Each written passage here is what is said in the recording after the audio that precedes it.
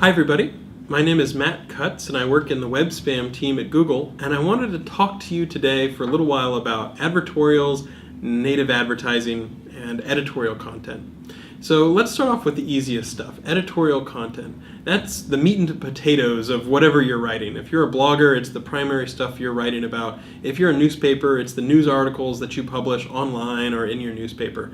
I think people have a pretty good sense about what editorial content is. So how about advertorial content or native advertising?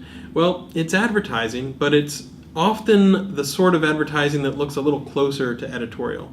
But it basically means that someone gave you some money rather than you writing about this naturally because you thought it was interesting or because you wanted to. So why do I care about this? Why are we making a video about this at all? Well, the reason is, certainly within the web spam team, we've seen a little bit of problems where there's been advertorial or native advertising content or paid content that hasn't really been disclosed adequately so that people realize that what they were looking at was paid. So that's a problem. We have had long-standing guidance since at least 2005, I think, that says, look, if you pay for links, those links should not pass PageRank. And the reason is that Google, for a very long time, and in fact everywhere on the web, people have mostly treated links as editorial votes. They link to something because it inspires passion in them. It's something that's interesting. They want to share it with friends. You know, there's some reason why they want to highlight that particular link. Now, if someone were to come to a newspaper reporter and say, I'm going to give you some money, can you link within your editorial story that you're writing, your news article, that would be deceptive. You know, people would not realize that there was payment involved, and it would really not be fair. So paid links that pass PageRank change the landscape. It makes it uneven so that people can't compete on a level playing field. And that's what we want to ensure that we have on the web, and certainly within Google's web index. So what are the guidelines for advertorials or for native advertising? Well, there's twofold things that you should think about. The first is on the search engine side of things. And search engine wise, you should make sure that if links are paid, that is if money changed hands in order for a link to be placed on a website, that it should not flow PageRank. In essence, it shouldn't affect search engines' rankings. That's no different than the guidance we've had for years and years and years.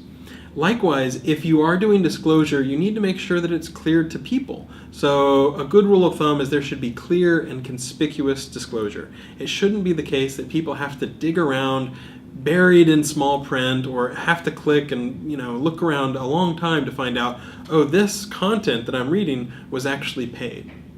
So why are we talking about this now? This isn't a change in our search engine policy, certainly not in the web spam team. Well, the reason is that we've seen some people who have not been doing it correctly. So we've seen, for example, in the United Kingdom, a few sites that have been taking money and writing articles that were paid, including keyword-rich anchor text in those articles that flowed PageRank, and then not telling anybody that those were paid articles. And that's the sort of thing where if a regular user happened to be reading your website and didn't know that it was paid, they'd really be pretty frustrated and pretty angry when they found out that it was paid.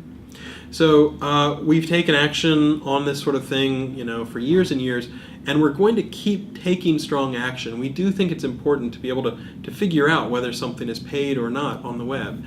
And it's not just the web spam team. It's not just search quality and the web search results.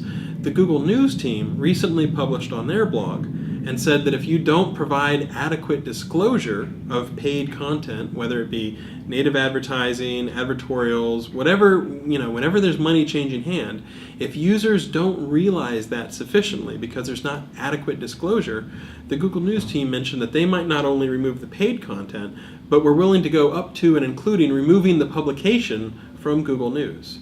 So I think if you look at Google and you look at our policy on advertorials, it's been constant for the last several years, but we just want to reiterate and make sure that people realize that if this can be an issue. If you are taking money and posting content that people don't realize is paid or is not adequately disclosed, both to people and to search engines, we are willing to take action on that. Not just in Google search results, not just in the web spam team, but also in Google News. And so that's why it would behoove people to have an abundance of caution whenever they're considering these things, to just make sure that they do provide adequate disclosure and that it's abundantly clear to users what's paid and what's not paid.